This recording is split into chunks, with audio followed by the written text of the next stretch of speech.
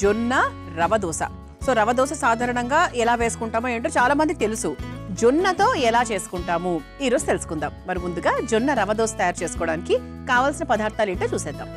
జొన్న రవ దోశ తయారు చేసుకోవడానికి కావాల్సిన పదార్థాలు: జొన్న పిండి 1 కప్పు, బియ్యం పిండి 1/2 కప్పు, ఉప్పు తగినంత, పచ్చిమిర్చి ముక్కలు 2 టేబుల్ స్పూన్లు, క్యారెట్ తురుము 1/2 కప్పు, కరివేపాకు కొద్దిగా, కొత్తిమీర కొద్దిగా, జీలకర్ర 1 టేబుల్ స్పూన్, నూనె 2 టేబుల్ స్పూన్లు.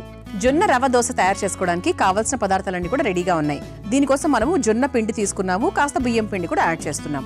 ఓకేనా? అయితే మనకు జొన్నల యొక్క ఉపయోగాల గురించి చెప్పాలి అంటే షుగర్ లెవెల్స్ చాలా బాగా తగ్గిస్తుంది. ఇందులో ఎన్ని విటమిన్స్ మినరల్స్ ఉన్నాయంటే, అసలు పోషక విలువల గురించి చెప్పాలి అంటే riboflavin, thiamine, calcium, magnesium, phosphorus, fibre, protein, constipation తగ్గిస్తుంది, డైజెషన్కి చాలా చాలా మంచిది. అలాగే మనకు బ్లడ్ తక్కువ ఉన్న వాళ్ళకు కూడా బ్లడ్ కౌంట్ని బాగా ఇంప్రూవ్ చేస్తుంది తెలుసా. అంటే జొన్న పిండి, జొన్న రొట్టె, అదే జొన్నలు, ఇలా ఏదో ఒక రూపంలో జొన్న మనం తింటూ ఉన్నట్టయితే మనకు అనీమియా అనేది చాలా వరకు తగ్గిపోతుంది. సో అందుకేంటి అంటే బ్లడ్ తక్కువ ఉన్న వాళ్ళు కూడా ఖచ్చితంగా జొన్నను ఎక్కువగా తీసుకోవడం మొదలుపెట్టండి. ఇక షుగర్ గురించి చెప్పనక్కర్లేదండి, ఎన్నో ఎపిసోడ్స్లో మనం మాట్లాడుకున్నాము. జొన్నలు అంటే మధుమేహంతో ఇబ్బంది పడుతున్న వారికి ఒక సంజీవిని అని చెప్పొచ్చు. చిరుధాన్యాలు ఏదైనా సరే, అందులో ముఖ్యంగా జొన్నలు. మరి ఈరోజు ఈ జొన్న పిండి అలాగే కాస్త బియ్య పిండి కాంబినేషన్లో మనం చేయబోతున్నాం అనమాట. అయితే రవ దోశ చాలా మందికి తెలుసు అసలు ఎలా చేయాలి ఏంటి అని, మామూలుగా తెలుసు. ప్రాసెస్ ఓకే, కామనే. మామూలుగా మనం జనరల్గా మైదా పిండి ఇవన్నీ కూడా యూజ్ చేస్తూ ఉంటాం కదా, అలా కాకుండా ఇది కొంచెం కొత్తగా చేయబోతున్నాం. సో స్టార్ట్ చేద్దాం. ఫస్ట్ కాస్త జొన్న పిండి, ఆ తర్వాత కాస్త వరిపిండి,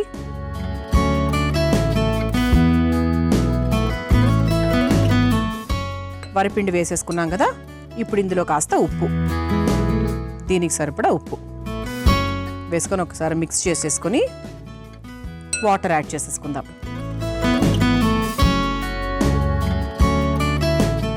కొంచెం పల్చగా చేసుకోవాలండి ఇది. ఇంక ఇది నీళ్ళేమో అన్నట్టుగా చేసుకోవాలన్నమాట. థిక్ కన్సిస్టెన్సీ అస్సలు ఉండకూడదు. ఇలా మనకు థిక్ కన్సిస్టెన్సీ అస్సలు ఉండకూడదు. అంటే ఒక బ్యాటర్ లాగా, పిండి లాగా, దోశ పిండి, ఇడ్లీ పిండి లాగా కూడా ఉండకూడదు. చాలా పల్చగా అనమాట, ఇంకా వాటర్ లాగా. ఓకే. ఆ తర్వాత ఇందులో కాస్త జీలకర్ర,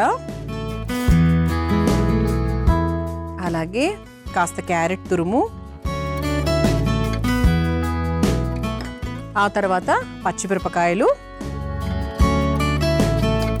ఆ తర్వాత కరివేపాకు, అలాగే కాస్త కొత్తిమీర, ఇంకా కావాల్సినవన్నీ కూడా ఇందులో యాడ్ చేసేసుకుంటున్నాం. రవ దోశ ఎప్పుడు కూడా వీటన్నిటితో కలిపి తింటేనే బాగుంటుంది. మీరు అల్లం ముక్కలు కూడా యాడ్ చేసుకోవచ్చు దీంట్లో.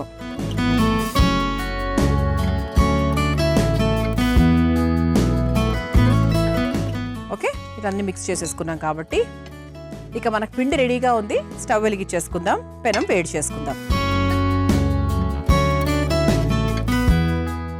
ఇది కూడా ఇన్స్టెంటే అండి. ఇక్కడ చూసారు కదా, ఇక్కడ నానబెట్టినవి ఇట్లాంటివి ఏమీ లేవు.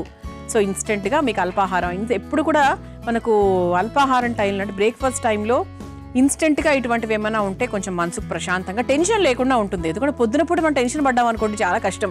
అంటే మనకు పొద్దున హడావిడిగా ఉంటాం, అందరూ ఎవరి పళ్ళల్లో వాళ్ళు వెళ్ళిపోతూ ఉంటారు కాబట్టి కొంచెం టెన్షన్ ఫేజ్ అనేది బాగా పెరుగుతుంది. అలాంటి టైంలో ఇటువంటి ఇన్స్టెంట్గా, టేస్టీగా, హెల్దీగా చేసుకునేటువంటివి మనకు మైండ్లో ఉన్నాయంటే మనం ఈజీగా చేసుకోవచ్చు వర్క్ని. దీనికోసం ఏంటి అంటే మన ఇంట్లో జొన్నపిండి ఉండాలి. ఫస్ట్ జొన్నపిండి ఉంటేనే ఈ వంట మనం చేయగలం. కోసం మన ఇంట్లో పెద్దవాళ్ళకి ఎవరికైనా కూడా చాలా బాగుంటుంది. అండ్ మన డిన్నర్ లాగా కూడా మనం సాటర్డేస్, కొంతమంది థర్స్డేస్ తినరు, అన్నం తినరు, భోజనం చేయరు. అలాంటప్పుడు కూడా మనం టిఫిన్స్ వేసుకునేటప్పుడు కూడా ఇలాంటివి చాలా బాగుంటాయి అన్నమాట.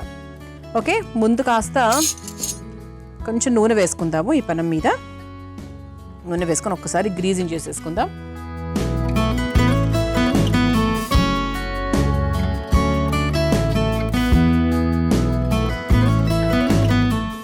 పెనం కాస్త వేడెక్కింది కాబట్టి చూసారా, పిండి కూడా రెడీగా ఉంది. కొంచెం మన ఇలా నీళ్ళ కన్సిస్టెన్సీలో అనమాట. ఇదిగోండి, ఈ పిండి చూస్తే కనుక కొంచెం వాటరీగా ఉంది. ఇప్పుడు మనం ఏం చేద్దామంటే ఒక బౌల్లోకి తీసుకొని దాన్ని డైరెక్ట్గా మనం ఇలా వేసేసుకోవచ్చు. మీరు చాలా చూసే ఉంటారు బయట రవ దోశ వేసేటప్పుడు, గరిటెతో అయినా వేయచ్చు. ఇలా ఒక చిన్న బౌల్లోకి వేసుకుంటే ఇంకా బాగుంటుంది అనమాట, బెటర్. ఈజీగా ఉంటుంది మనకు కూడా. ఓకేనా, వేసేసుకుందాం.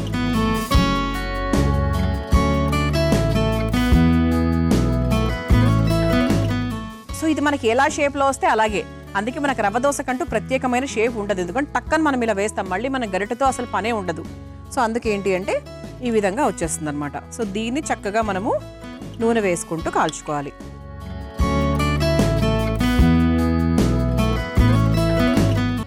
ఇది అయిపోయిందండి. ఇలా చక్కగా మనం దీన్ని ఇలా హాఫ్ ఫోల్డ్ చేసుకోవచ్చు. ఇలా హాఫ్ ఫోల్డ్ చేసుకొని ఇంత కరకలాడుతుందో వచ్చింది చూసారా, ఇలా హాఫ్ ఫోల్డ్ చేసుకొని మనం సర్వ్ చేసేసుకోవాలి. మనకు మామూలుగా హోటల్కి వెళ్ళినప్పుడు రవ్వ దోశలు ఇచ్చినా కూడా దాన్ని హాఫ్ ఫోల్డే చేస్తారు, పూర్తిగా మనకు అటువైపు తిప్పేరు. సో ఒక సైడ్ మాత్రమే చక్కగా దాన్ని ఫ్రై చేస్తారనమాట, ఎందుకంటే మనకు కరకరలాడుతూ వస్తుంది కదా, అందుకనమాట. ఇలా ఒక హోటల్ స్టైల్ని తలపించేటువంటి ఆరోగ్యకరమైన సాత్వికమైన జొన్న రవ దోశ మీ అందరి కోసం రెడీ అండి. మరి మీరు తయారు చేసుకోవాలనుకుంటే కావాల్సిన పదార్థాలు, తయారు చేసుకునే విధానం మరొకసారి చూసేయండి. జొన్న రవ దోశ తయారు చేసుకోవడానికి కావాల్సిన పదార్థాలు: జొన్న పిండి 1 కప్పు, బియ్యం పిండి 1/2 కప్పు, ఉప్పు తగినంత, పచ్చిమిర్చి ముక్కలు 2 టేబుల్ స్పూన్లు, క్యారెట్ తురుము 1/2 కప్పు, కరివేపాకు కొద్దిగా, కొత్తిమీర కొద్దిగా, జీలకర్ర 1 టేబుల్ స్పూన్, నూనె 2 టేబుల్ స్పూన్లు. జొన్న రవ దోశ తయారు చేసుకునే విధానం: ముందుగా ఒక మిక్సింగ్ బౌల్లో జొన్న పిండి, వరి పిండి, ఉప్పు వేసి కాస్త నీళ్లు పోసి జారుడుగా కలుపుకోవాలి. తర్వాత అందులో జీలకర్ర, క్యారెట్ తురుము, తరిగిన పచ్చిమిర్చి, కరివేపాకు, కొత్తిమీర వేసి కలిపి పెట్టుకోవాలి. ఇప్పుడు స్టవ్ వెలిగించి తవ్వాపై నూనె వేసి వేడైన తర్వాత సిద్ధం చేసుకున్న పిండిని రవ దోశలాగా వేసుకొని నూనెతో కాల్చుకొని ఒక సర్వింగ్ ప్లేట్లోకి తీసుకొని సర్వ్ చేసుకుంటే జొన్న రవ దోశ రెడీ.